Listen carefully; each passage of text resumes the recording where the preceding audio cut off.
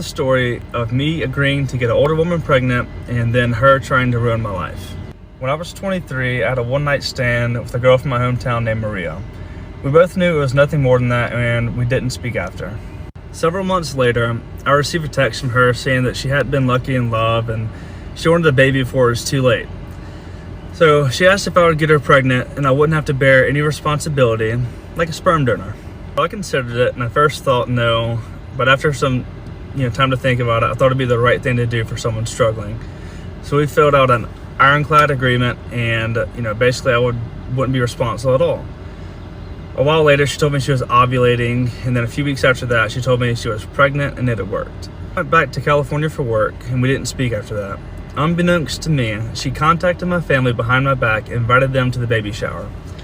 They then began getting dinner or whatever regularly, and as she got to know my parents started encouraging me to be in the baby's life, and once I found out it was a little girl, I thought it was the right thing to do. I flew home to be there for the birth, and I got a tattoo of our daughter's middle name before she was born. There's so many red flags, and we're just at the beginning of this video. Fellas, protect your seed. Unless the woman is your wife and you willing to give that woman your last name, is the only way you would ever agree to impregnate a woman, bro. Purposely. That ironclad thing you read out don't mean nothing. She turned right around after you already made that agreement and contacted your family behind the back to bring them to the baby shower, and now you flying out to make a connection with this kid? After our daughter was born, Maria wanted us to be together and be a family. And when I said I didn't want to do that, she wouldn't let me see my daughter. My main source of income at the time was the Airbnb that I owned. And she said this a few months after she was born. I felt bad, so I let her move in for several months, rent-free. Once she moved out, she told me this: "I've never done anything to warrant supervised visits, but I agreed to keep the peace." I would come home as often as I could to see our daughter, and things were usually okay when I was there. These are all from her Facebook. One Halloween, I didn't want to wear matching costumes with Maria, so she wouldn't let me see my daughter for a while. And when our daughter was being baptized, I drove a 14-hour round trip from Nashville to attend. And because I didn't want to see Maria the night before, she didn't allow me to come to the baptism at all.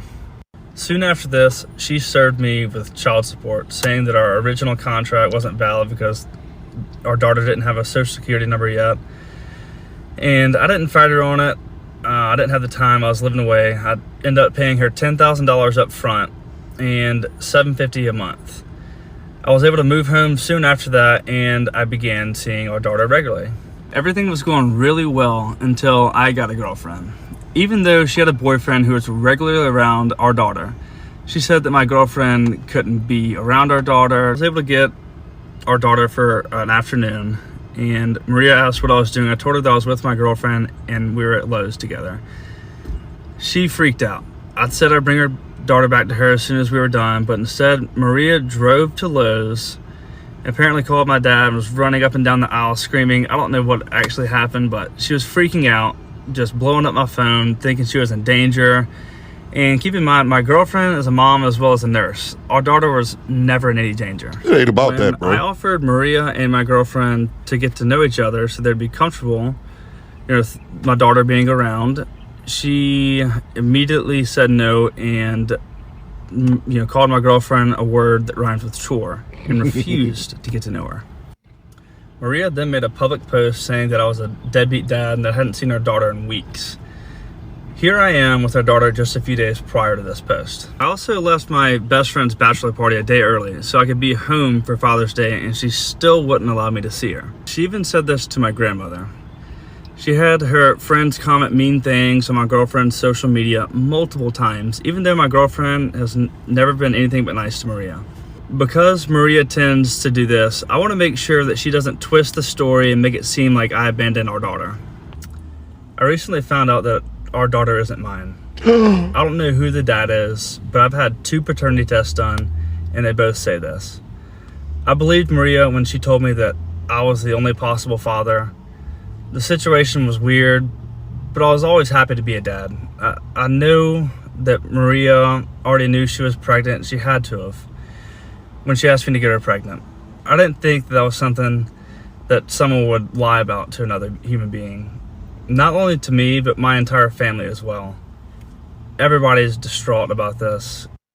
Maria, I allowed you to paint me as the villain and you as the victim for years to keep peace, but I hope you know that the only victim here is your child. Oh man, and it's so much wrong with this, man. It's so much wrong with this. But he said something right at the end that I've said on my live stream as well. There's so many men who, in a way, submit to women because they just don't want things to be a headache. They don't want things to be a problem. They want to be the bigger person and not drop down to that individual's level. But it's so many red flags here. Again, protect your seed, fellas. If I got any young guys watching this video, protect your seed, man. Don't ever agree to this nonsense. Because there's been stories similar to this for years. Women desperate, having children. I call it the buzzer beater baby effect, agreeing to do this and then thinking some ironclad note, whatever you guys put together contract, that was going to keep you safe. Oh man, then she turned right around after they made the contract. He leaves to go back out of state where he lives. She turns right around and brings his family into the situation. Why are you doing that? She got pregnant by some rando dude, knew she was pregnant, and purposely tried to pin it on you because you likely have a better family, a better lifestyle for her daughter. Protect your seed, man. Am I a bitch or is this normal thinking? So, had a first date and the guy was so nice. He literally did everything right. He pulled out my chair. He brought a single rose to the first date. He picked me up, had me walk on the inside of the sidewalk, took my coat, refused to even let me bring my card out to pay, asked thoughtful questions, and I cannot go on a second date with him. Why? So this is where it gets sticky. He is clearly losing his hair, and that is normal. The thing I cannot get past is he's clearly using that spray to go on his head to make it look like he has hair there when there's no hair. And it's like so obvious. Like the line isn't even like, it's not even like a straight clean line, and it's just throughout. It's very weird and I can't get past it. It's so weird to me. Has anyone encountered going out with guys that do this? And is this inappropriate for me to say, like, please stop using that? It's very weird. Shave your head, embrace that you're going bald and have that little hair, or just get hair plugs. Like, those are your options. That weird hairspray, brown hair where it looks like you have dirt on your scalp is freaking weird. Am I overthinking this? Am I being rude? Is this being unreasonable? People tell me. Tell me if I'm being unreasonable. Because outside of the hair thing, it's like he did everything right. And so I feel like, am I nitpicking? Let me know. Your girl needs some help. So I came across this. This young woman is going viral because she made a video saying that she found literally the perfect guy. He did everything right. Opened up her door, picked a great restaurant, pulled out her chair, brought a rose to the date, had great conversation, dressed well. Amazing man, had his life together and his stuff together. But, you know that there's a but. She ducked him and doesn't want to go out on the second date with him because he used hair fibers to basically give his hair a more full look. He used hair fibers. And because he used hair fibers, she's done with him.